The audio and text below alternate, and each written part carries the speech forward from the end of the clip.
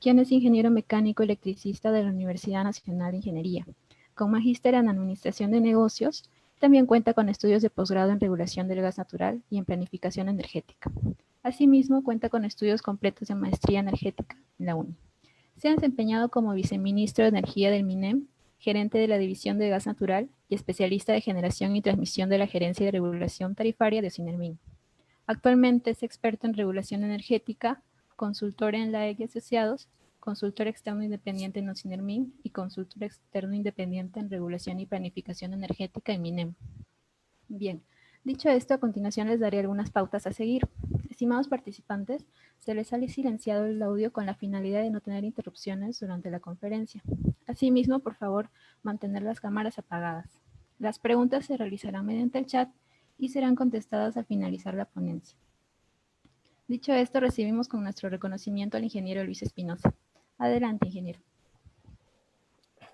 Buenas tardes, buenas noches con todos, ¿no? Agradezco esta invitación, ¿no?, de la IEEE. Siempre es grato atenderlos y poder conversar con ustedes de muchos de los temas que son de actualidad. Yo quisiera poder explicarle en forma tal vez lo más sencilla posible para mí cómo funciona el mercado eléctrico y responder algunas de las interrogantes que me han colocado, ¿no? Y poder en sus preguntas aclarar un poco más esto, ¿ya? Ustedes pronto van a terminar la carrera, o los que ya han terminado y recién están iniciando su vida profesional como ingenieros. Yo creo que esperan mucho de la actividad, o sea, del sector eléctrico, y para ello es importante que siempre estén actualizados, ¿no? Conociendo cómo funciona este sector. Hoy día hay más información que hace muchos años, ¿ya? Mucho más. Antes conseguir información uno lo hacía por libros, ¿no? O en eventos físicos, y ahí era muy poco lo que se veía. Pero el Internet nos ha ayudado mucho en eso. Pero también en el Internet hay que tener cuidado porque hay de todo, hay información de todo y uno puede confundirse. Entonces yo trato de hacer estas exposiciones aclarando dudas, ¿no?, y aclarando conceptos, ¿ya? Em, para los que deseen buscar más información o ver algo de detalle de actualidad, yo los invito siempre a mi página web en el LinkedIn. Suelo colocar algunos videos explicativos, ¿ya? Si algo necesitan, me pueden escribir y yo, según las preguntas que me hacen, voy armando más material, ¿no? Entonces, mi lógica es que se difunda cómo funciona el sector eléctrico y que nosotros juguemos dentro del esquema, o sea, dentro de las reglas, juguemos y trabajemos por mejorar el sector, ¿no? Entonces, el título de la presentación es básicamente en retos y propuestas por un planeamiento energético sostenible. Ya, y hoy día hay alguna problemática. Yo creo que haber sintetizado el problema, y dentro de los temarios que se había colocado, voy a poner en modo presentación, dentro del temario que se había colocado estaba es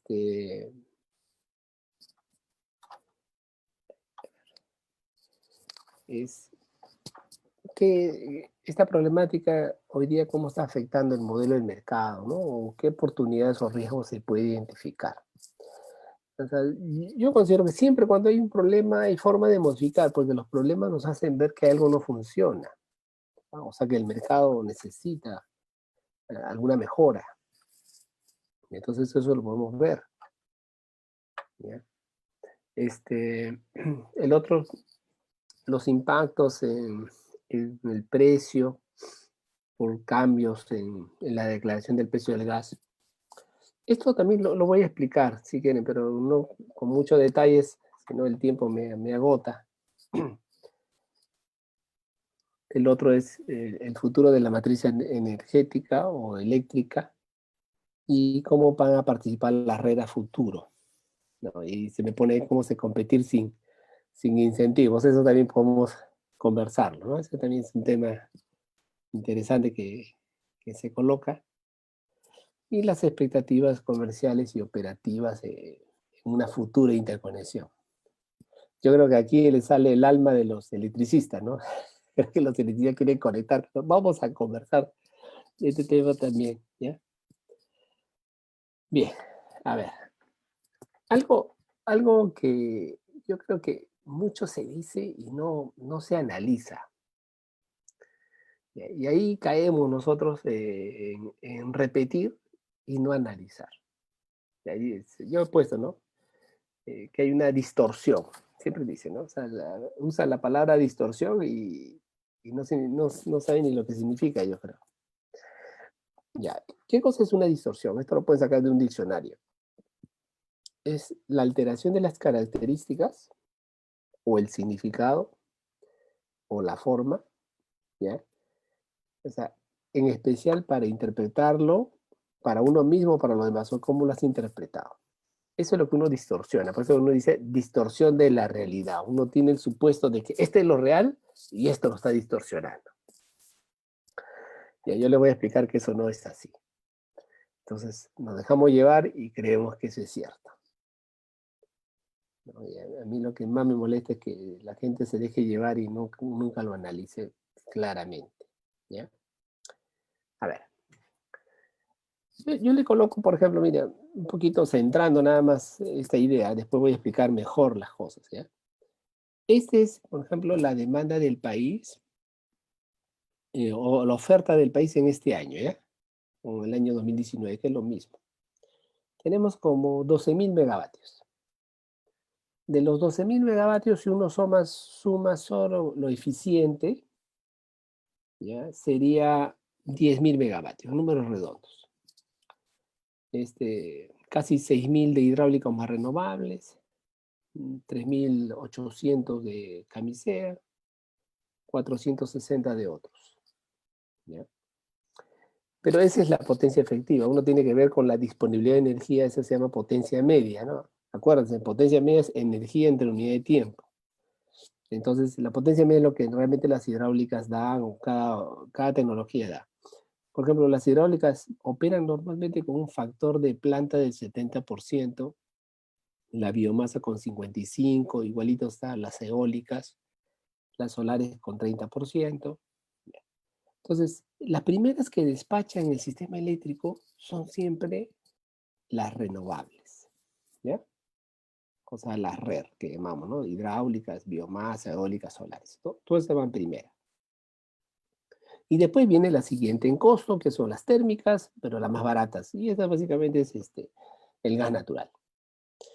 Entonces, lo que queda de la demanda, uno se da cuenta para que reúna la energía total del sistema, que es más o menos 5.950, no sé si lo ven yo le he puesto la energía en función de potencia media, que es lo mismo, que es el 85% de 7.000 megavatios, que es la máxima demanda.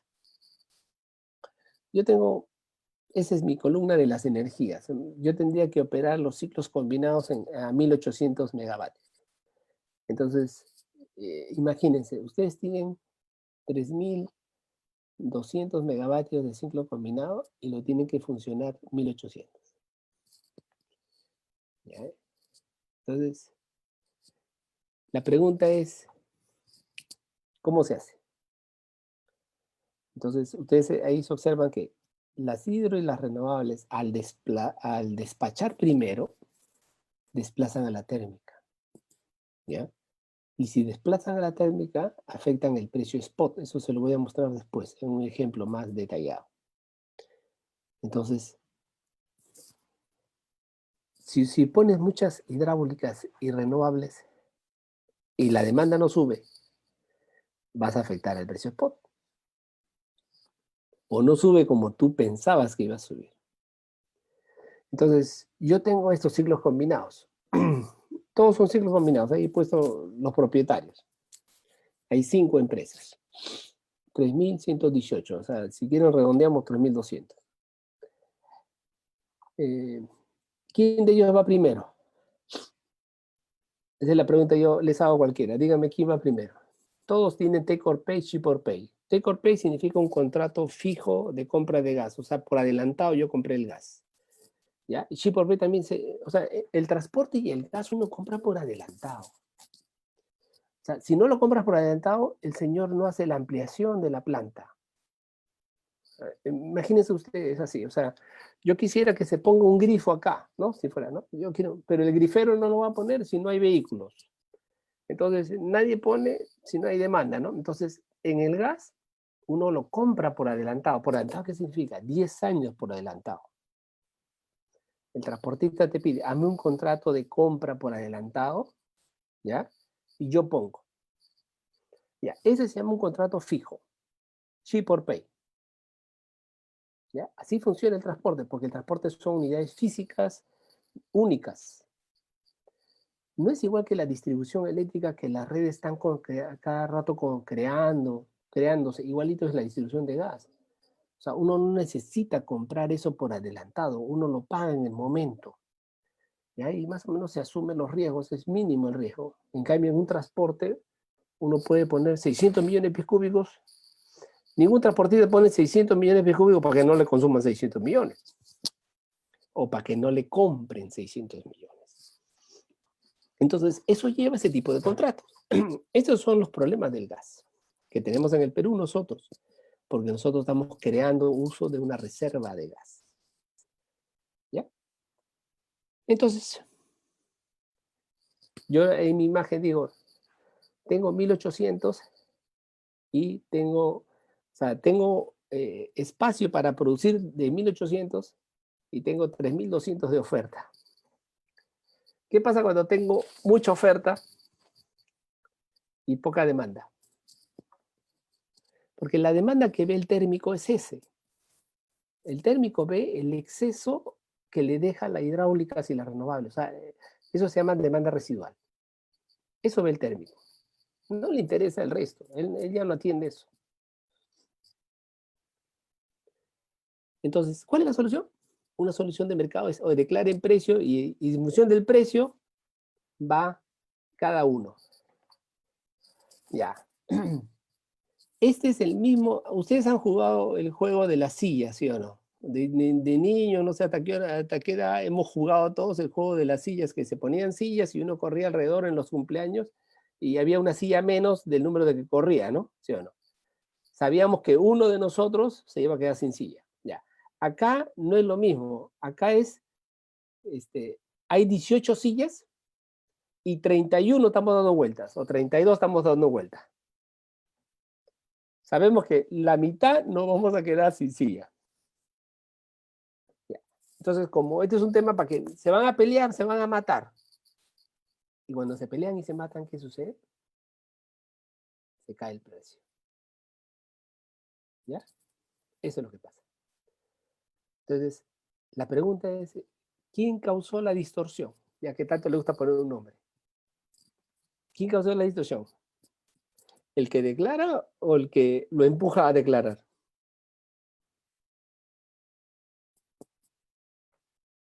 Está bonito, ¿sí o no? Hay que buscar las causas. ¿Ya? La causa de la declaración no es el que está declarando, es el que lo están forzando a hacer eso. ¿Ya? Entonces, se lo pongo para que se den cuenta lo errático que es la producción de gas y los costos fijos que ha tenido que asumir 10 años para adelantado. Los contratos de las centrales térmicas vencen en el 2030, porque si no, no se hace la extracción hasta el 2030. ¿Ya? Entonces, Engie, Calpa, Enel, todos ellos tienen costos fijos. Entonces tienen que pelear. Si yo lo hago matemáticamente, como lo he demostrado en muchos de mis videos, automáticamente eso es cero. El costo marginal de eso es cero. ¿Ya? Pero buscando soluciones de mercado más bonitas, le va a llevar al cero. Igualito lo va a llevar. Por un tema de oferta-demanda. Bien. Entonces, aclarando el tema inicial para que no se pierdan, vamos a seguir viendo y van a ver que lo que les he mostrado se les va a aclarar más adelante. ¿Qué problema se considera más en el actual modelo, ya? Y mirando, mira, algo que se señalaba, el tema del planeamiento. Creo que a veces no recordamos el planeamiento. Acá yo le pongo un tema, ¿ya? ¿Qué es lo que afecta más al mercado? La intervención del Estado, ¿ya? Porque el Estado no mide las consecuencias. Y usted lo ven día a día en su intervención, el Congreso con leyes X, Y, Z, ¿ya? Cada quien, o sea, el tema de la pandemia, todo son intervenciones que creen que es una solución, pero no mide las consecuencias. Ya, acá yo le he hecho un análisis, mire, bien bonito para que se den cuenta de dónde viene la distorsión, ¿ya? Si quieren meterle un nombre, ya, pongamos distorsión, pero yo le voy a decir quién lo ha originado. Cuando se hacen las licitaciones para que ingresen todas las hidráulicas, todo lo que ha entrado, eso se hace con un informe del año 2008-2009, de esos años, hace el COES, ¿ya? Lo pasa al ministerio y le dice, está en el plan de transmisión, lo pueden ver, que el Perú está creciendo al 8%. Uy, y con el 8% nos va a faltar gas, ¿ya? Porque el transporte estaba limitado, ¿ya?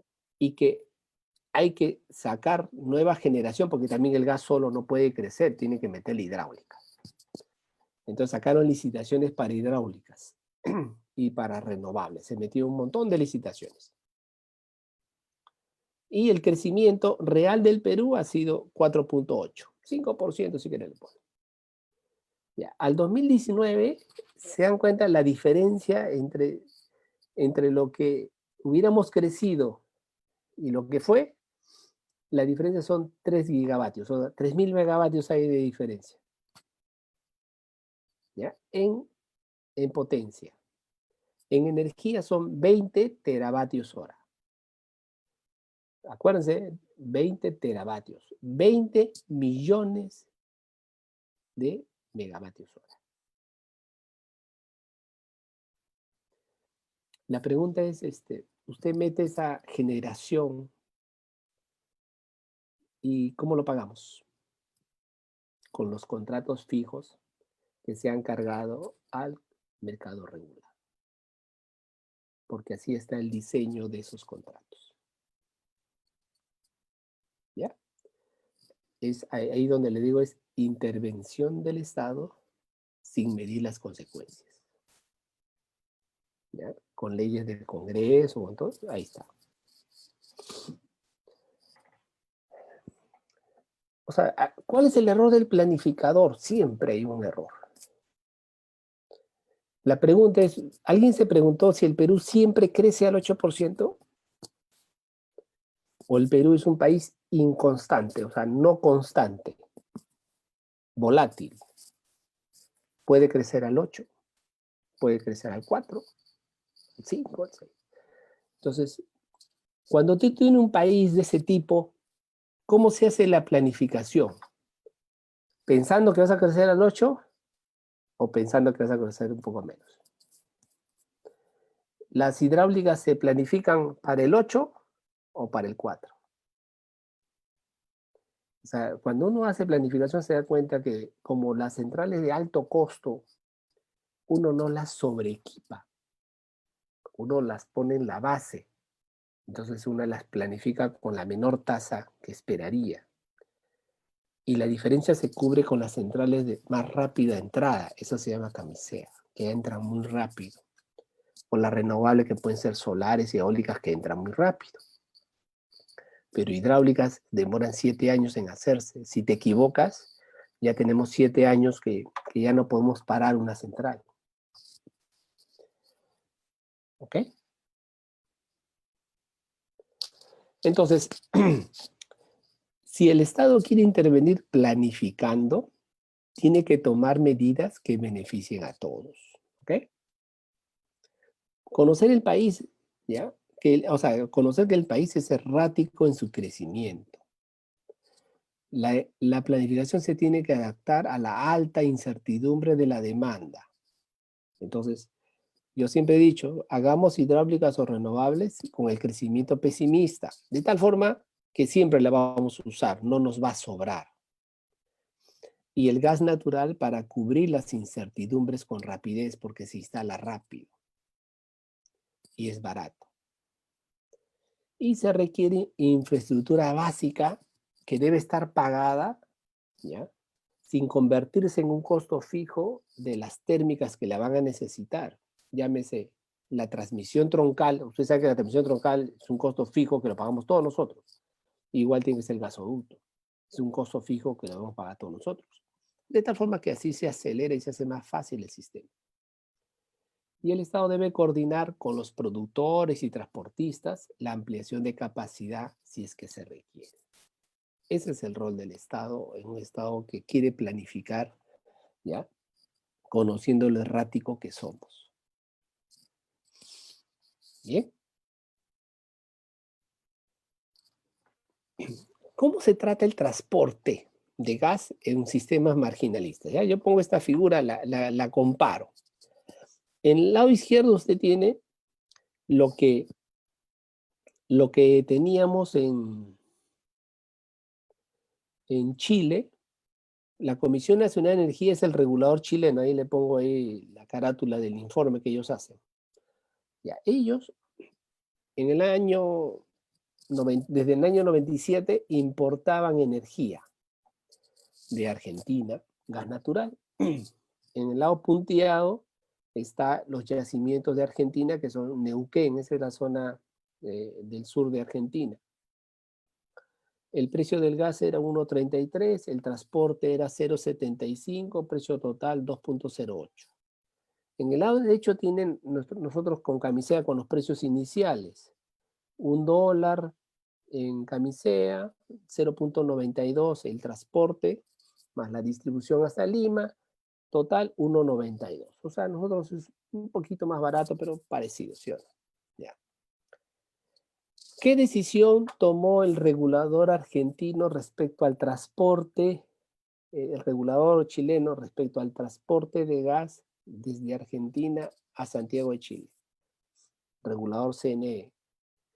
Que el transporte de gas, al ser contratos de largo plazo de los generadores con el proveedor, contratos así tipo con TGP, de capacidad fija, al ser de esa naturaleza son costos fijos y no entran en los costos variables del despacho económico de las centrales. O sea, solamente colocaba en el despacho variable el precio de la molécula, o sea, $1,33. ¿Por qué? Porque tampoco los chilenos no compraban take or pay, porque en el gas argentino era mucho más grande. O sea, para que se den cuenta, Chile consumía en esa época 3 millones de metros cúbicos por día, ¿ya? Y Argentina consumía 100 millones de metros cúbicos. O sea, Chile respecto a Argentina, ¿qué tamaño es? El 3%. O sea, no es nada. Por tanto, los chilenos no tenían que hacer take or pay, porque lo compraban en el mercado argentino, había muchos productores, vendían el gas sin take or pay. En cambio, en nosotros sí hay take or pay, porque tenemos un monopolio, solamente hay camisea, hay uno solo. Esa es la diferencia. ¿Ok? Entonces, en resumen, en Chile la CNE colocaba el gas como variable y el transporte y la distribución como fijo, que se llama ship or pay, y el total era 208. O sea, el costo total es ese. Tanto que quieren hablar del costo real, ya, ese es el costo real, 208. Pero la parte verde, que es gas, se asigna al precio de la energía. Y la parte roja, que es el take or pay, o el transporte y distribución, se asigna a la potencia. Así es como funciona nuestro sistema. Hay costos que se asocian a cada tipo de forma de pagar la electricidad. Algunos están en potencia, otros están en energía. Los costos fijos van a la potencia, los costos variables van a la energía. Entonces la pregunta es, ¿cuál es la distorsión? Ninguna, porque así se asigna.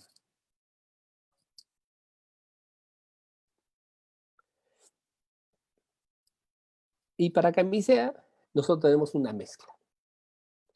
¿Ya? Hay centrales que tienen un take or pay más o menos del 50%, o sea, compran el gas, una parte con take or pay de 50% y el excedente va como variable, ¿ya? Y el transporte es siempre ship or pay, o sea, se paga siempre. Entonces, es como una mezcla, no es todo el rectángulo, ¿ya? Horizontal. Entonces, el total es 1,92. Usted puede sacar la factura, he pagado $1.92, está bien. ¿Y ahí qué significa eso? Ese es el total. Eso no significa cuánto va la potencia, cuánto va la energía. O sea, si yo lo quisiera hacer, digo, oye, el transporte y la distribución más el take or pay deberían ir a la potencia. Y solamente la parte verde, que es el gas variable, va a la energía. O sea, esto se lo digo solamente para que se modele, porque esto se pone en el modelo, se arma el modelo matemático para que opere el sistema y se hace de esta forma. Ya. Nosotros, para no hacer toda esa complicación, lo hicimos más sencillo. Dijimos, oye, declárame un precio. Ya tú ve, mira la composición y di un precio. Esa significa la declaración. Y en tu precio que declares no puedes superar $1.92. Es el tope máximo. No significa que el $1.92 es el precio real. Es una mentira.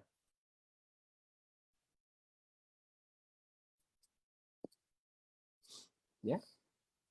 Y todo esto se hizo en el año 2000, cuando no se tenían los contratos de transporte, que todos se hicieron en el 2008. ¿Ya? Entonces, los generadores han partido con esta regla de darle una flexibilidad, porque si usted a un generador le pone exigencias por un lado, le tiene que dar flexibilidad por otro lado para que funcione, si no, no funciona. Ejemplo, la hidráulica tiene mucho costo fijo, pero despacha primero. ¿Ya? Ahí no importa. Es lo que se llama un tomador de precio. La térmica le has dado un montón de costos fijos, pero le dices, el despacho depende de tu costo variable. Entonces le dices, tienes que decirle, muy bien, declara un precio para que te ubiques en el costo variable. Nada más. Siempre después del hidráulico. ¿Ya? Me pregunta, ¿cuál sería el impacto del precio de la demanda ante un eventual cambio en la declaración de precio? Ya. Acá hay que hacer muchas cosas, pero vamos a conversar un poquito, ¿no? O sea, conversemos un poco cómo funciona el sistema marginalista, porque tal vez ustedes muchos no lo conocen y quisiera refrescar un poco, ¿ya? Voy a poner así, costo variable es CB en azul y costo marginal CMG, ¿ya? En rojo. Muy bien. En el eje horizontal está el tiempo de las horas y la potencia en el vertical, y voy a poner las centrales en función del costo variable, ¿sí? Entonces, las hidráulicas y renovables, costo variable es 0.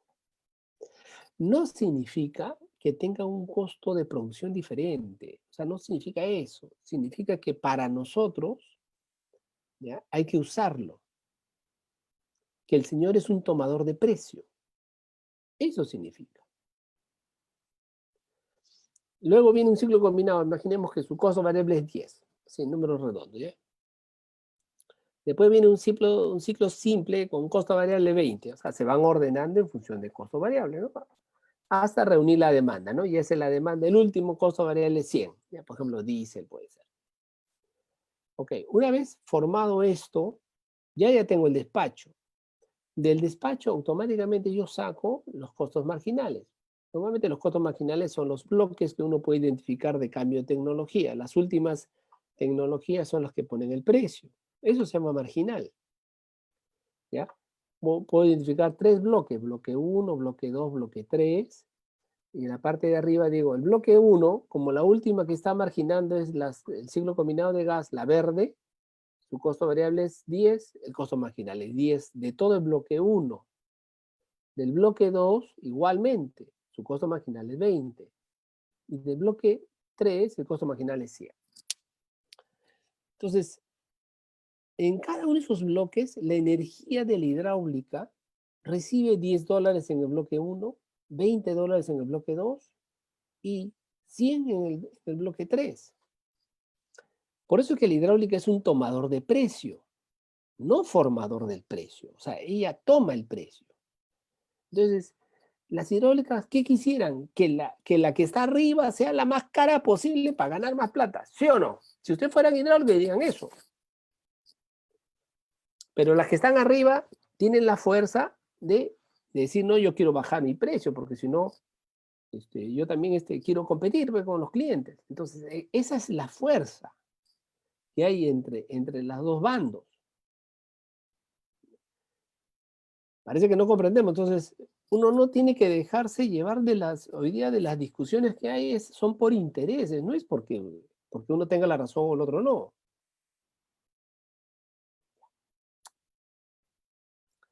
Entonces, la demanda siempre va a ser cubierta por diversos tipos de centrales, ¿ok? Y para las centrales, todas ellas saben que hidráulicas, eólicas, solares, nucleares, cogeneradores y otros de alto costo fijo, ¿ya? Y que no pueden parar sin afectar otro proceso que es más costoso, por eso es que no pueden parar. ¿Ya? Una nuclear, usted me dice, ¿es una renovable? No. ¿Tiene un costo el combustible? Sí, pero nunca forma precio. Siempre toma precio porque siempre hay alguien más arriba que le da el precio. Eso lo ven en Estados Unidos. ¿Okay? A esas se le asumen tomadoras de precio, es decir, su costo marginal es cero. Ellos aceptan el precio que el sistema le va a dar. ¿Ya? Pero las térmicas son las que pueden evitar costo. Por eso el costo marginal también tiene el concepto de costo evitable. Por eso que no es un costo real. Que me digan, no, no es real. Dios mío, digo, ¿dónde estamos? Parece que falta un poco de economía. Entonces, hay sistemas eléctricos en Estados Unidos, ustedes pueden ver ahí, donde el costo variable lo puede definir el operador, tipo Perú. Pero otros se declaran. Estados Unidos se declaran en varios sistemas. Declaración de precios, de todo. Pero no los que son tomadores. Eso no declaran. ¿Ok? Entonces, para las centrales que son tomadoras de precio, van a querer que las térmicas tengan el precio más alto. ¿Ya? ¿Ok? Pero a veces quieren ingresar más. Esas centrales son las que, una vez que ven el precio alto, quieren ingresar más. Y en ese ingreso, destruyen el costo marginal. Y eso lo voy a mostrar. ¿Ya? Miren, aquí le he hecho 3 figuritas. ¿Ya? La demanda es la misma, es la línea roja de arriba, donde están los círculos amarillos. La demanda de arriba es 7.000 megavatios, ¿ya? Póngase a pensar. Y la curva de costos del sistema nuestro está girada 90 grados a la izquierda. Es el costo marginal de las térmicas. Entonces yo pongo aquí, si el sistema tuviera 4.000 megavatios hidráulicos más renovables y después encima pongo las térmicas, yo necesitaría meter 3.000 megavatios térmicos y en el corte, ya no sé si se ve, pero mi cursor, pero en el corte está la línea roja, es la figura de la izquierda, me daría que el costo marginal es $12 megavatio hora. En la figura del medio, si ven que la hidráulica sube a 1.000 megavatios, imaginemos que tenemos 1.000 megavatios hidráulicos, entonces desplaza las térmicas 1.000 megavatios para arriba, la reduce a 2.000, ¿ok? El costo marginal no varía porque está en la misma recta, azul, y el costo sale $12. Pero si la hidráulica aumenta 1.000 megavatios más, porque queremos construir más hidráulica, más renovable, todo lo demás, desplazamos la térmica más, porque la demanda no ha crecido, y la térmica se queda en 1000 megavatios, el costo marginal se hace cero, porque ellas ya están en su límite de estar consumiendo los take or pay que ya compraron y el chip or pay que ya pagaron. Están en eso. La pregunta es, ¿quién alteró el costo marginal? ¿La térmica que está estática o es el que las desplaza?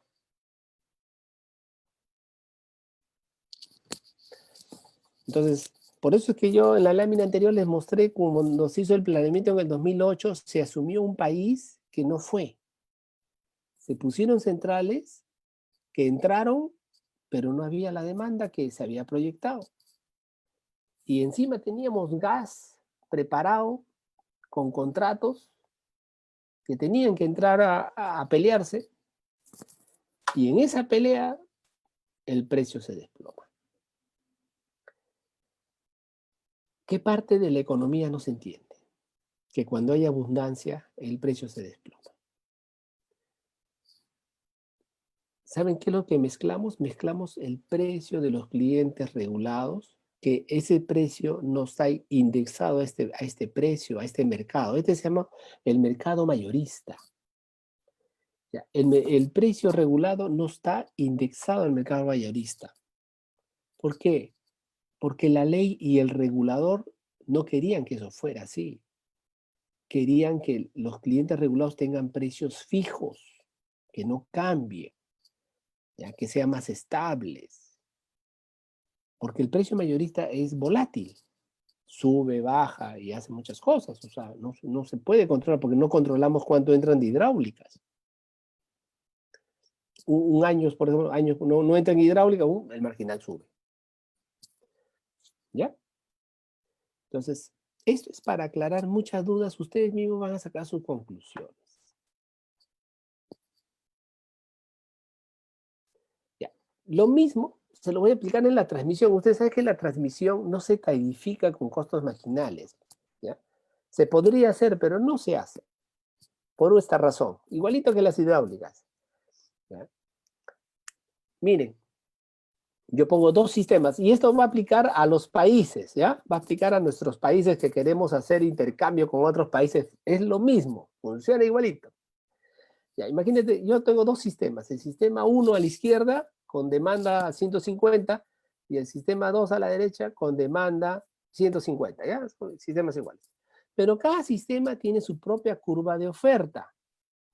Abajito van a ver su curva de oferta. Una tiene una curva que a partir de 100 megavatios sube el costo, mientras otro desde 0 megavatios ya tiene un costo más alto, digamos $8 megavatio hora. ¿Ya? Tiene su costo marginal. La curva de cada sistema es una curva de ofertas. Eso se puede determinar. Se arma gráficamente las dos curvas de ofertas, como si fueran dos países. Entonces, cuando uno hace el despacho económico, en teoría, tiene que minimizar el costo de todo. La minimización es usar costos marginales. Pero como la línea eléctrica tiene un límite, o sea, no puede pasar más de 50 megavatios, o sea, yo tendría que del sistema 1 del lado izquierda, en la línea ustedes ven una figurita, es una flecha que dice 5, yo debería de operar a 200 megavatios. 150 para mi propio área y 50 para exportarlo por el cable. Eso da 200 y para 200 da un costo marginal de 5. Entonces, por eso es que el sistema 1 tiene un costo marginal de 5. En cambio, el sistema 2 tendría que operar con 100, porque 50 viene del cable, 100 él produce y la demanda local es 150. Con eso se reúne. Entonces, tendría que operar en 100 y en 100 el costo marginal da 11. 11. Entonces, tengo un costo marginal en el sistema 2 y tengo un costo marginal en el sistema 1. No son iguales porque está dislocado por la línea de transmisión. La línea de transmisión causa un dislocamiento en los costos marginales. Eso se llama la congestión. Cuando ustedes escuchan hablar de costos de congestión, el costo de congestión es la diferencia. ¿Ya? Eso significa. ¿Ya? Entonces, en un sistema marginalista, la línea, ¿qué ganaría? ganaría la diferencia de los dos costos marginales por el flujo, por 50.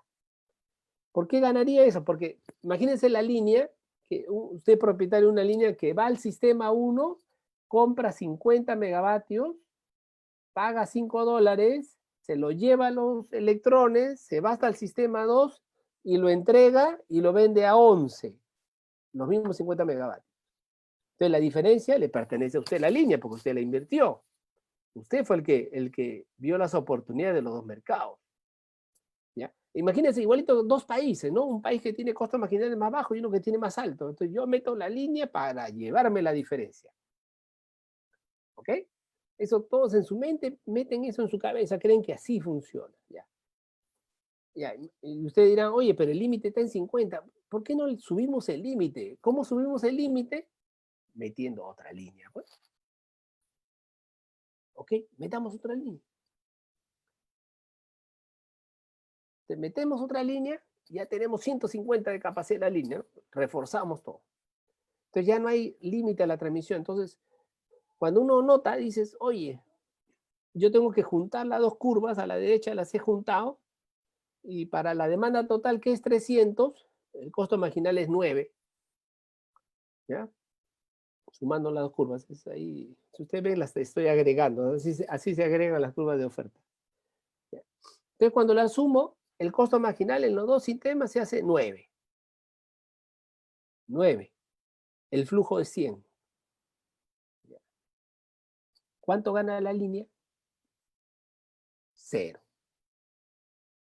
O sea, por poner una inversión, destrozó el costo marginal y ya no hace más. Entonces, ninguna línea, si este fuera el concepto de negocio, ninguna línea, o sea, ningún transmisor haría líneas, porque mata su negocio. Por eso que en el Perú no es esta la forma de tarificar las líneas eléctricas. Las líneas eléctricas se pagan por estar. Ustedes saben que todo el sistema troncal peruano lo pagamos en el recibo nosotros, los generadores no lo pagan, nosotros lo pagamos, porque nos da beneficios mayores que los ingresos marginales. El señor cobra solamente por estar. ¿Ya? Esto mismo que le digo en la línea, igualito pasa con la hidráulica. La hidráulica al ingresar, va bajando el costo marginal hasta que lo destruye. Entonces, el hidráulico tiene que saber, tengo que detenerme. Pero en un sistema competitivo, no es que un hidráulico le pasa la voz al otro, oye, por si acaso no construyas tu proyecto. Porque esto es lo que ha pasado en otros países. O sea, muchos quieren poner sus hidráulicos, sus solares, todo, entre todos están que se pelean. Entonces, no es que todos se ponen de acuerdo, oye, ¿sabes qué? Tú no construyas el tuyo, porque el tuyo va a bajar el costo marginal. Espérate 1 o 2 años y ya, y entras.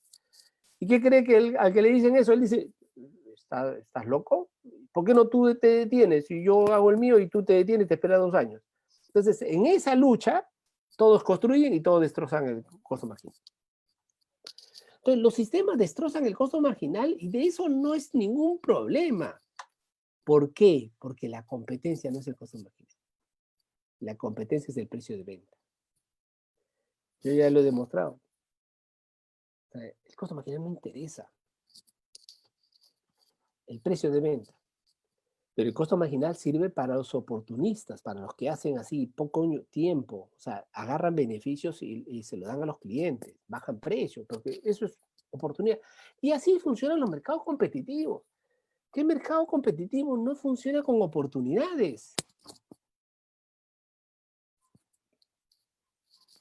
¿Acaso que cuando baja el petróleo vamos y no queremos comprar petróleo? ¿O le decimos, véndeme más caro porque el petróleo ha bajado mucho? No, no creo que no debe bajar. ¿Ah? ¿Has escuchado eso?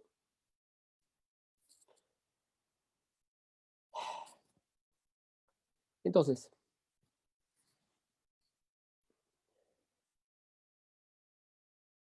esta es la curva que yo le digo. O sea, aquí es como el contrato de camiseta, yo lo he convertido en una curva de precio spot. Ese es, o sea, yo he tomado los contratos de todas las centrales, las he sumado y he hecho mi curva. Esta es la curva que modela exactamente el contrato de camiseta, ¿ya? Con los megavatios y todo. Yo esto lo comparo con la curva de declaración de precios, a ver qué tan diferente sale. Porque si uno dice distorsión, uno dice, no, distorsión es que es muy diferente, se ha distorsionado la realidad. Ya, para los que les gusta la realidad, esta es la realidad. No, la realidad no es el tope, eso no es la realidad, esta es la realidad. Esta es la modelación de los costos según su naturaleza, cómo van a fijos y variables. ¿Ya? Ahí pongo las centrales y las he ordenado, las he agrupado y todo lo demás. ¿Ya? Y con la declaración, es esta la declaración que ha habido en junio pasado, en que cada central, ¿no?, ha puesto su valor y todo lo demás. Entonces, cada uno ha asumido su riesgo. Lo importante es que cada uno ha puesto su valor. No superan el tope. Hay un tope más. Entonces, lo comparo, pues lo mezclo. A ver, ahí están los dos. ¿Ves? La declaración que está en punteadito verde y el contrato como yo lo he manejado. ¿Lo ven muy diferente? No, no está muy diferente. La parte amarilla nomás es el tema, ¿no? Encima, la declaración le da un precio más alto en la parte amarilla. Y en la parte amarilla debería ser 0. O sea, yo debería ser más drástico. El precio debería ser más bajo por los primeros 1800 megavatios. Debería ser 0. Pero no, como le han puesto un mínimo, no puede ser 0. Ya, eso es lo que la Corte Suprema dijo, no puede tener mínimos. O sea, si le quitan el mínimo, eso amarillo desaparece. Esa es la mejora que para mí hay que hacer. Bien sencillo. ¿Ya? Entonces, una mejora es separar los bloques, o sea, que las centrales sean al final 3 centrales. Todas las centrales se dividan en 3. Y que por cada tipo de central declaren un precio. Y con eso funciona mejor. Se hace más eficiente. ¿Ya?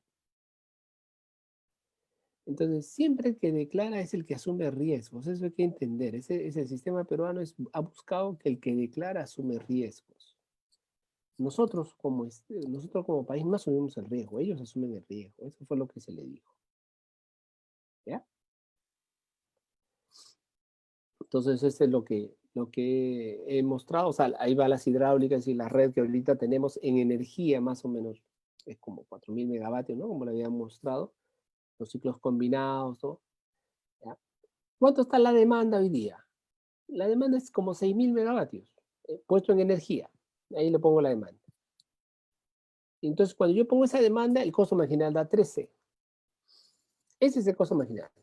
Con la declaración da 10, 11. ¿De qué nos escandalizamos? Yo siempre me decía, oye Lucho, van a cambiar el Congreso. Que lo cambie, le digo, da igualito, da el mismo valor, no va a cambiar nada. ¿Ya? Porque en los costos marginales, que son costos evitables, no ingresan costos fijos. No han entendido a veces el costo evitable, costo que yo puedo evitar. Si yo algo ya lo compré, ya lo contraté, no lo puedo evitar. Ese es un costo fijo. ¿Ya?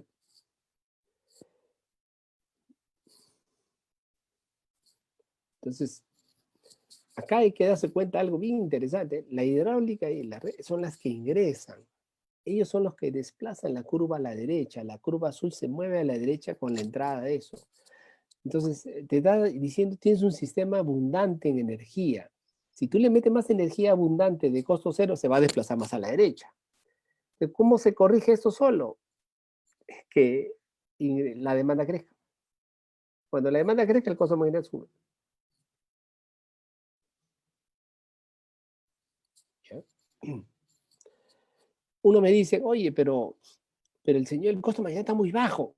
Y ya les digo, todos tienen derecho a comprar energía, todos, sin excepción, desde la más chiquita hasta la más grande, la cantidad que quieran. ¿Por qué? Porque tienen que buscar los clientes. El que retire energía del sistema es porque tiene un cliente a quien venderle. No es que yo lo retiro para guardármelo, la electricidad no se puede guardar, no es ese tipo de commodity. ¿Ya? La electricidad se retira en el momento exacto que el cliente lo va a consumir. Entonces, como la suma de la demanda son la suma de los retiros, Entonces, cualquier generador puede comprar lo que quiera. Porque si él compra para vender, hay alguien que se quedó sin vender. Ya. Entonces, eso es lo que pasa hoy día, que el precio de los clientes cae porque están buscando contratos para poder vender más. Por eso baja el precio. El marginal es un efecto, o sea, baja el marginal, pero se traslada al precio de los contratos.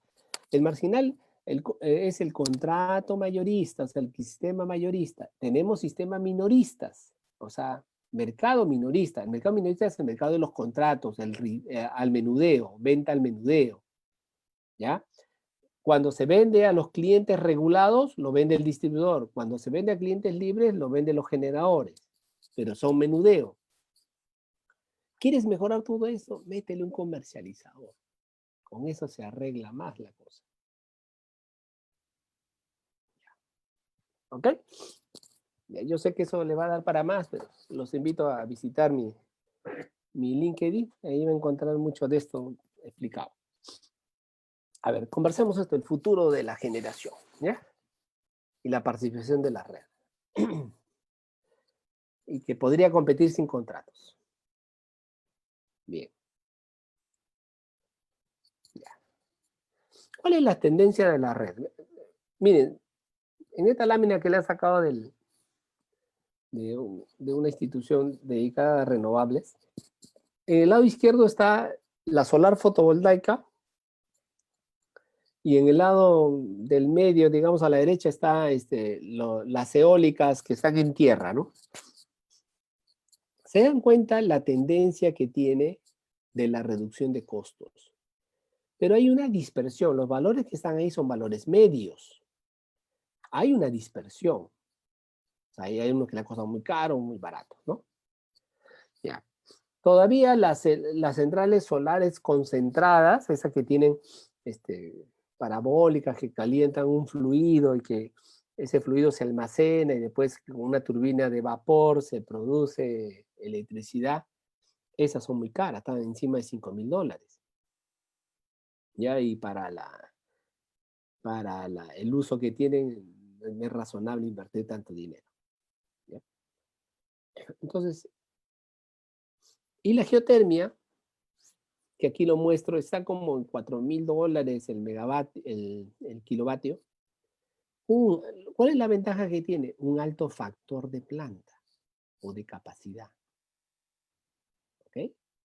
Lo cual te produce a la derecha un precio $100 megavatio hora para abajo. Entre 70 y 100 ahí le ponen, ¿ya?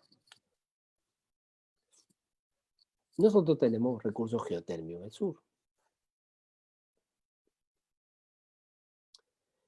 Ya, y esta es la tendencia. Yo he graficado la tendencia de la solar con la eólica. La eólica es estos círculos naranjas y la solar es el círculo azul.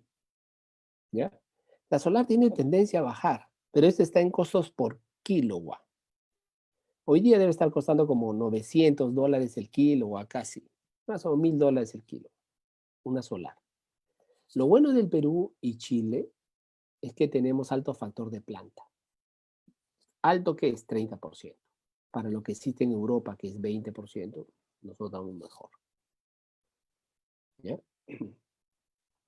Si yo lo calculo como costo medio dólar megavatio hora, ¿ya? Para que lo vean como precio de cliente, ¿ya? Yo le muestro ahí que la solar ha bajado fuertemente, ¿sí o no? Baja fuertemente. Y la línea roja que pongo es el ciclo combinado de gas natural. $45 es lo que yo estimo, a precio de hoy día, ¿no? Y la eólica ya está más o menos en competencia. La eólica puede competir. Tiene un pequeño problema por el tema de la potencia firme, que no le pagan tanto. Ya eso puede subir un poquito la curvita, ¿no? Pero están ahí. Y la solar va a llegar a su competencia. El tema que ustedes tienen que hacer cuenta es, oye, ¿esto es lo que el sistema necesita? Porque el sistema no solamente necesita energía, necesita potencia, o sea, necesita garantía. Ya. Lo que normalmente se hace se mezcla. tecnologías. Otros me dicen, Lucho, pero mezclamos pues, la solar o la eólica con baterías y con la batería. Le digo, ¿para qué invertir en baterías si la mejor batería es una hidráulica? Aunque no lo crea, una hidráulica compensa mejor, mueve mejor la energía, ¿ya? Almacena mejor. Entonces, esas son soluciones que hay que ver a futuro, ¿ya? Porque hidráulicas tenemos y capacidad de modulación tenemos. Es un tema de hacer una buena mezcla. ¿Ya? Pero tendría que estar cerca. O sea, estas tecnologías cerca con las hidráulicas.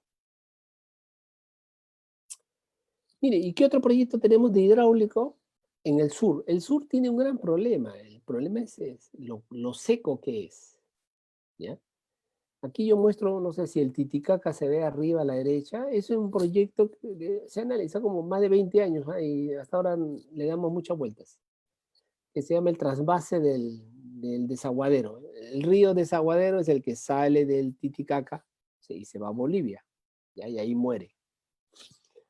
Más o menos el Perú tiene derecho a 10 metros cúbicos por segundo. Imagínense, tenemos derecho a 10 metros cúbicos por segundo.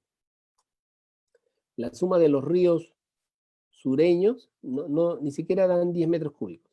3 ríos no dan eso. Entonces lo que falta en eso es agua. Entonces una lógica sería hacer canal, bombear y llevar agua hasta el otro lado. Y luego hacerlo discurrir en varios ríos y sacar hidráulicas. Ya con eso usted obtiene como 300, 400 megavatios de energía estable. Porque el río es 10 metros cúbicos, usted lo tiene. ¿Ya? Con eso resuelve el problema de la sequedad de los ríos. Mejora el agro y hace minería. O sea, busquemos soluciones que sean múltiples, que abarquen muchos sectores, ¿no? Que no solamente el sector eléctrico, porque las necesidades eléctricas se pueden resolver de otras formas también. Con proyectos de mayor multiplicidad son los mejores.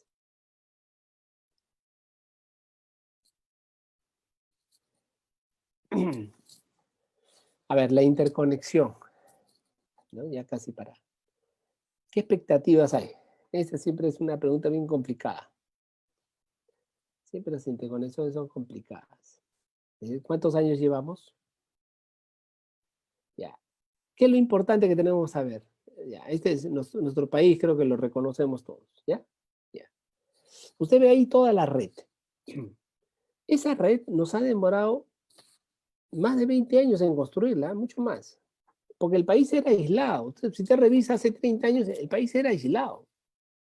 Cada zona tenía su propio generador antiguo, térmico y otros hidráulicos en el sur. O sea, las conexiones aún no han demorado.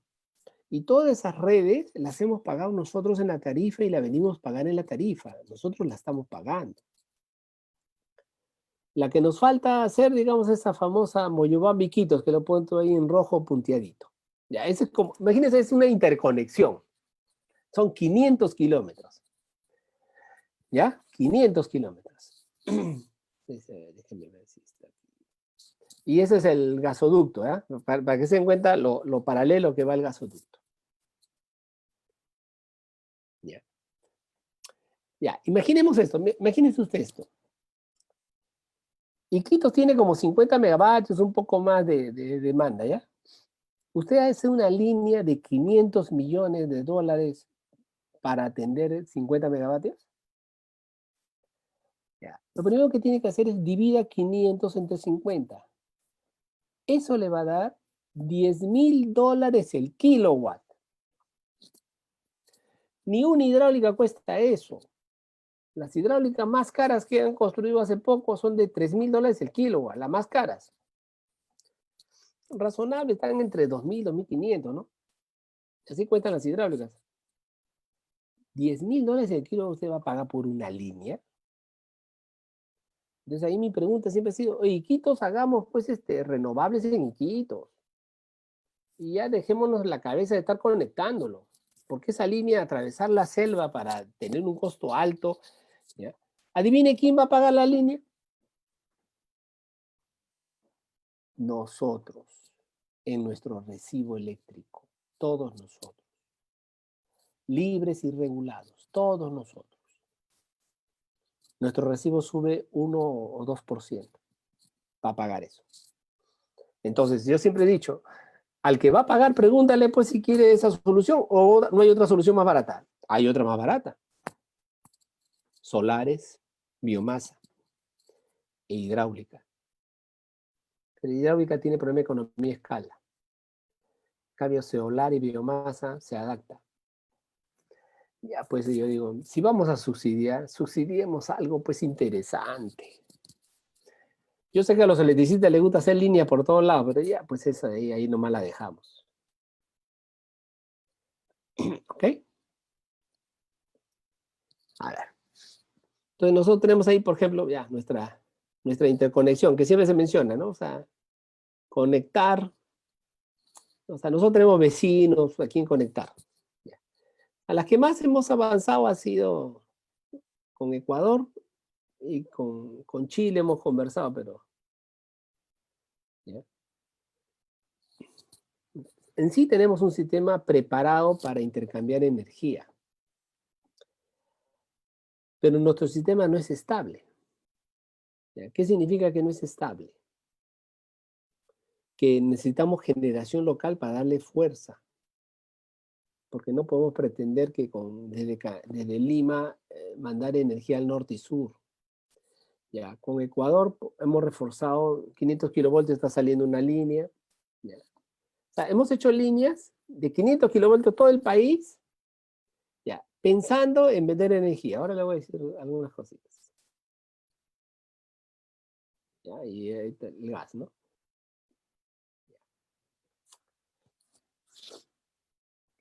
Ya, en sí estas son las dos conexiones que ustedes ven, ¿no? Con Ecuador ha sido más fácil porque tenemos la misma frecuencia. Con Chile tenemos un problema de diferencia de frecuencia, ¿no? Eso que nos lleva a poner una subestación o sea, bajar a DC, o sea, de AC pasarlo a DC y luego de DC a AC, ¿no? Para convertir. Ya, eso cuesta plata. Ya, el problema no es eléctrico. Yo creo que eléctrico se puede resolver. Entonces, todo siempre va a llegar a la plata. ¿Ya? Entonces he estudiado muchos años. La pregunta es, usted lo estudia, pregúntese por qué no se hace. Y se van a dar cuenta de lo que les voy a decir. ¿Ya? Aquí está también el estudio del COE, eso te lo encuentran en el COE, es igualito, ¿no? Sus líneas, todos hacen las líneas bien bonitas, o sea, todas las líneas de todos los colores hay. ¿Ya? Eso no es problema. ¿Cuáles son los problemas? ¿Quién paga esos enlaces? ¿Se paga a corto plazo o a largo plazo? ¿Por qué les digo eso? Usted sabe que la conexión que se hizo con Ecuador al norte la hemos pagado nosotros. Está en nuestro recibo. ¿El Estado ha pagado algo? Nada. ¿Y los siguientes enlaces los vamos a pagar nosotros? Nosotros, quiere decir, lo vamos a poner en nuestros recibos ya. Si lo ponemos en nuestros recibos, ¿cuál es el beneficio para nosotros? Les mostré eso de los dos sistemas de transmisión, ¿no? Que cuando se une el más barato con el más caro, sube el precio en el más barato, baja en el más caro.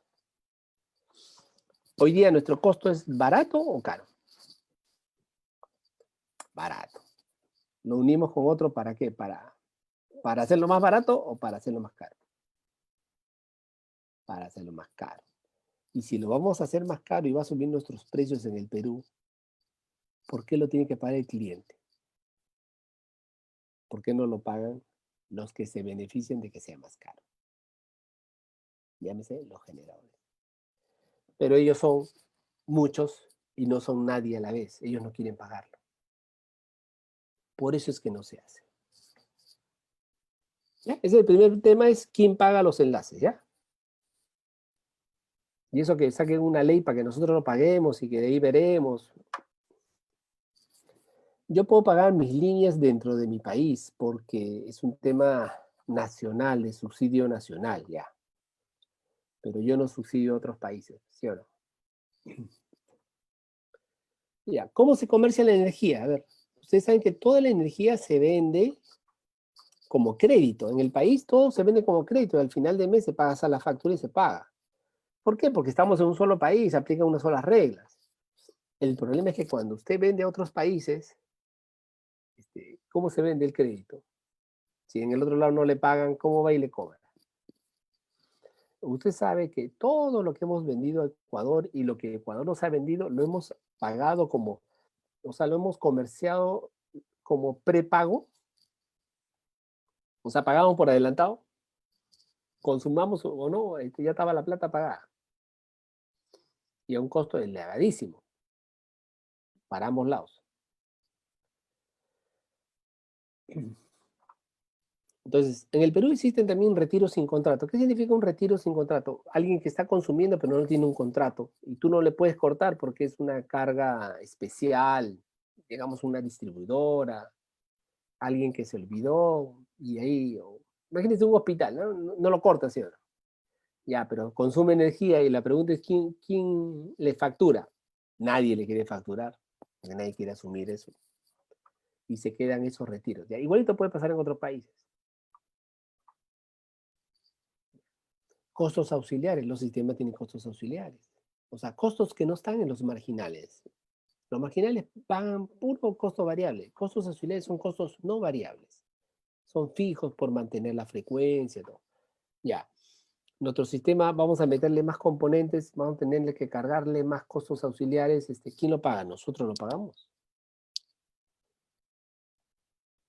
¿Qué se hace con los peajes? O sea, cuando nos conectemos, es cierto, pues, no pagan peajes. O sea, ¿por qué? Porque el peaje está cargado al país. Ah, entonces no hay ningún peaje que se cobra ni al enlace ni para un lado. No, no se cobra. Porque altera la regla de costos marginales. Ya. Y la reserva está cargada a la demanda, pero la reserva se usa cuando uno tiene que exportar. ¿Y él paga reserva o no? ¿Hay un precio diferente? No, no existe. Ya, tampoco. Ya. Son todos esos son los problemas. O sea, el principal es quién paga los enlaces. Y después la comercialización.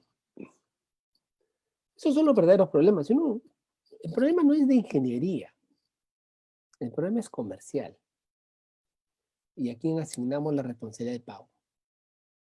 Lo más fácil es pasárselo a los clientes nacionales. Eso es lo más sencillo. Bien, creo que ahí terminamos y regresamos para nuestras rondas, no sé.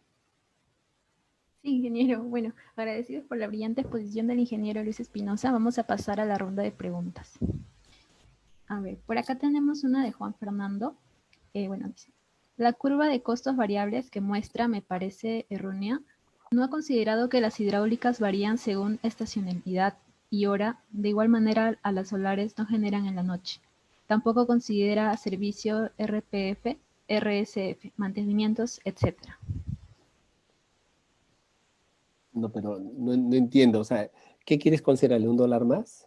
Eso no cambia en nada el costo. O sea, lo que hay que entender es un ejemplo para que se den cuenta que la hidráulica, la solar, todo eso, sus costos marginales, sus costos evitables son mínimos, son ceros. O sea, ¿qué pueden evitar? O sea, nada pueden evitar. Una vez que están puestas, solamente le toca producir y recibir costos.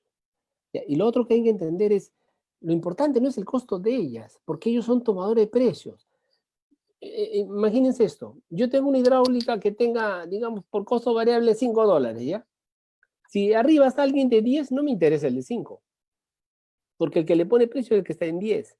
O si arriba más hay una de 100, no me interesa que tenga costo de 5. Me interesa el que tiene la última.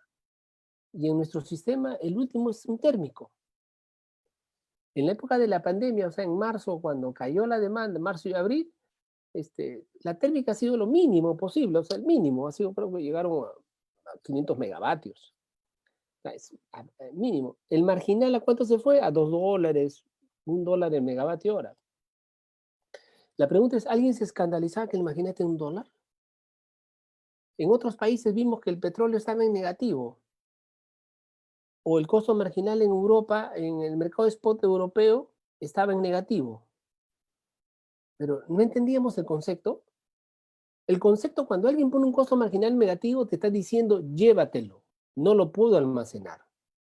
Eso pasa en el petróleo, pasa en la electricidad, llévatelo.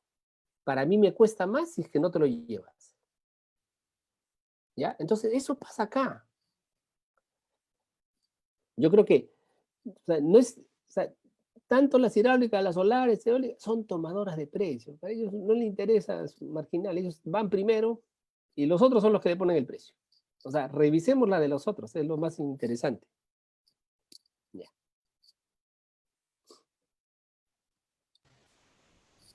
Bien, bueno, continuando con la siguiente pregunta. La interconexión con Iquitos, ¿qué otros beneficios podría traer a nivel de otros países? A ver, o sea, Iquitos parece una zona aislada. O sea, el problema de que no se puede conectar Iquitos es por todo lo que hay alrededor de Iquitos. O sea, para abrir la selva y poner línea eléctrica. Entonces, el gran problema que se cayó esta concesión que sacó el Estado fue porque no le dieron los permisos ambientales. Nunca iba a pasar por todas esas zonas protegidas. Por eso es que se cayó. Entonces, sin eso no hay viabilidad para conectarlo.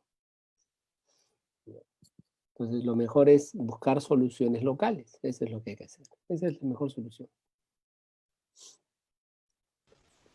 Bien, muchas gracias, ingeniero. Bueno, continuando, Jorge Tanaka nos pregunta, considerando que la diferencia de costos marginales son los beneficios de los generadores con menores costos marginales, ¿cuál es el beneficio de las generadoras térmicas con el mayor costo marginal en el despacho? Ellos recuperan su costo. Nada más, o sea, cuando una generadora térmica opera con su costo variable igual al costo marginal, están cubriendo su costo. Entonces, no tendrían ningún problema de operar, porque ese es el concepto de la operación marginalista. O sea, al menos yo recupero mi costo variable. O sea, no sé si de tu costo fijo, o sea, nadie le garantiza a nadie una recuperación de costos fijos. ¿Ya? Entonces, o sea, yo los he mostrado acá solamente el costo marginal, no les he mostrado el tema del precio de venta. O sea, todas las centrales, o sea, deberían de competir en el precio de venta, porque ahí es el negocio donde uno saca el dinero para pagar los costos fijos, en el precio de venta. Al final el costo marginal no importa, si es que uno negocia bien el precio de venta. Y si el mercado está preparado para pagar precios altos, hay momentos de escasez, el mercado va a pagar precios altos. En época de abundancia, el mercado va a pagar precios muy bajos. Pero esa es la regla. ¿Cómo el generador disminuye esos riesgos? Con los contratos más largos. Pero hay clientes que no quieren muy largo. Entonces ahí es donde entra la negociación y digamos, ¿cómo se llama? La competitividad del mercado.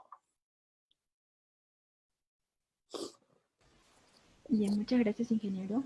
Bueno, la siguiente pregunta. ¿Qué sucederá con las centrales térmicas si es que el COES y el SINERMIN determinan que se declare el costo real del gas natural, incluyendo T&D? ¿Podrían quebrar? A ver, en primer lugar, no hay el supuesto costo real, es mejor dicho, no se declara. Si usted me dice que el costo es $3, es $3, ya no hay que declarar nada. ¿Para qué hacemos una ficción? ¿Ya? O sea, digamos, ya. Imaginemos que digamos, oye, el precio del gas es 3, ya usted ya no va a venir la declaración. Ya, ok. Pone 3 generadores que estaban dispuestos a producir con 0, porque era su costo variable, le dicen, no, es 3 ya.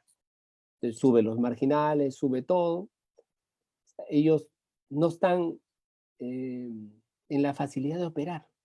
El gran problema es alguien que te dice, yo quiero operar, aunque me pague 0, estoy dispuesto a operar. Pero como no hay demanda, no le dejas operar. No, tú le dices, no puedes operar, ¿ya?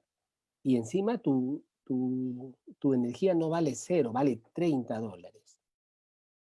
Imagínese la inconsistencia, ¿no? Entonces, ciertamente van a entrar en problemas económicos.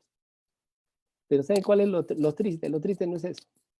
lo triste es que esos generadores nos van a demandar por cambio de regla de juego. Porque todo esto está armado en contratos de largo plazo de camisea. Son contratos que son hasta 2030. Y el Estado en esta, ¿cómo se defiende? ¿Ya? ¿Y quién cree que paga esa factura? Muchas demandas que hemos perdido en juicios se han puesto en los peajes. Porque a veces se cierran y no se dan cuenta del criterio económico. Y cuando lo perdemos se pone ahí con resoluciones del juzgado, todo, y se cobran. Pero eso va a ser un monto mucho más grande.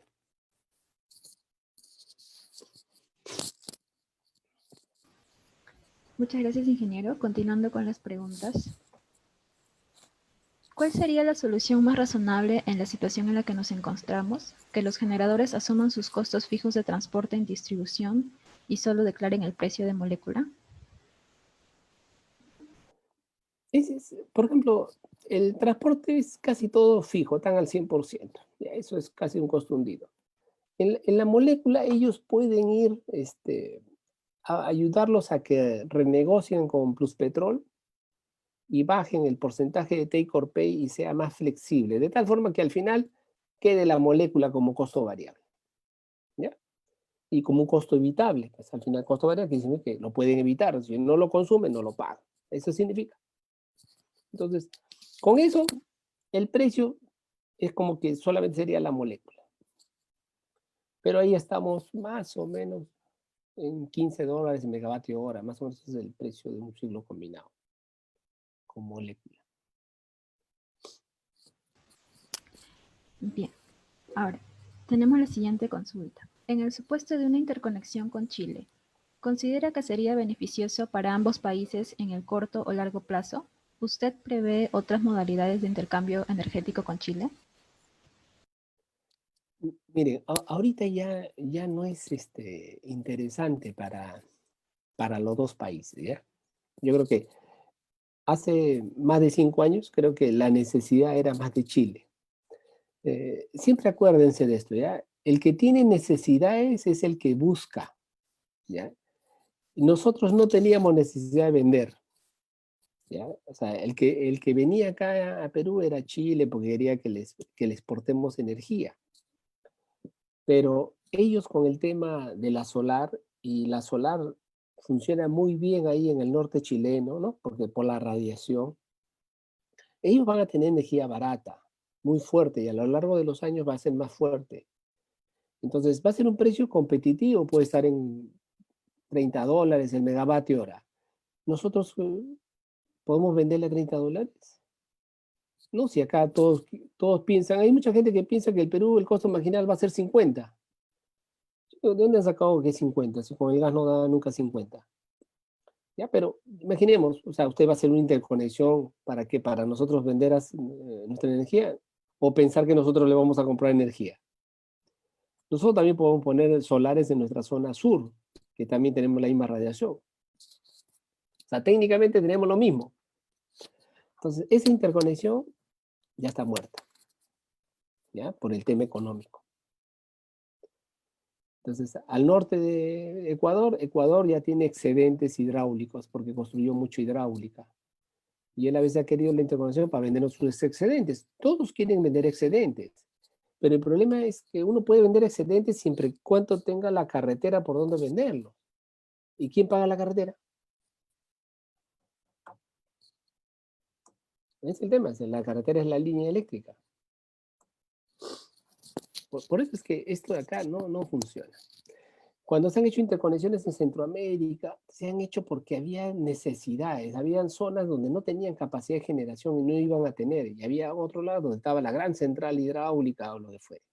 Y de ahí hacían toda la conexión para llevar esos excedentes de energía, porque a mayor tamaño la central hidráulica tenía mayor economía de escala, ¿ya? Pero las líneas los cargaban los consumidores, porque había un beneficio para los consumidores. Pero acá cuando hablamos entre países, todos los países nos queremos vender excedentes. Nadie quiere construir que su generación de su país, o sea, la generación que lo abastece de su país, esté en otro país. Eso ningún país lo quiere. Por eso que no funciona. Ya. Muchas gracias, ingeniero. Culminamos con la ronda de preguntas. Y a nombre del capítulo estudiantil IEEE SUNAC, agradecemos al ingeniero Luis Espinosa por la excelente conferencia brindada y muchas gracias a todos ustedes por su participación. Tendremos unos minutos de espera para luego dar inicio a nuestra siguiente actividad de conversatorio. Por favor. Muchas gracias.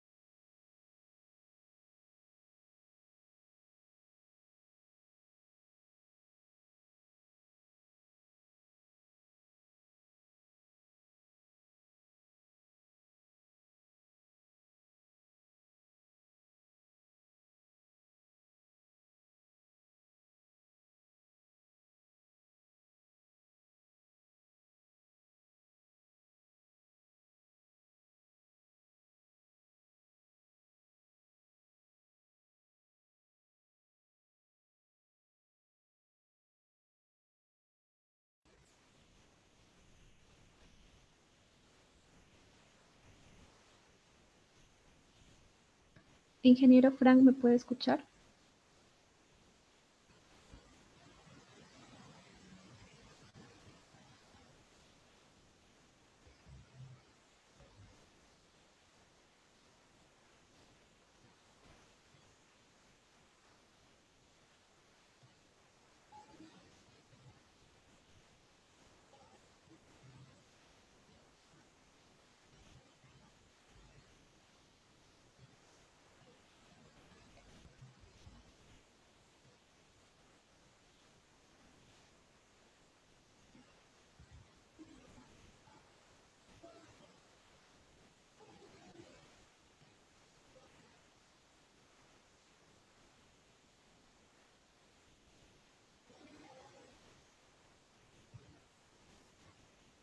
Bien. Vamos a dar inicio a nuestro siguiente evento, que es el conversatorio.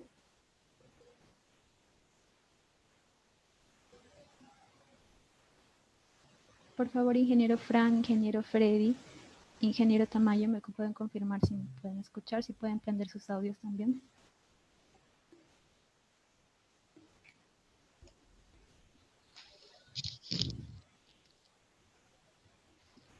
Buenas tardes. Buenas tardes, ingeniero. Hola. Buenas tardes.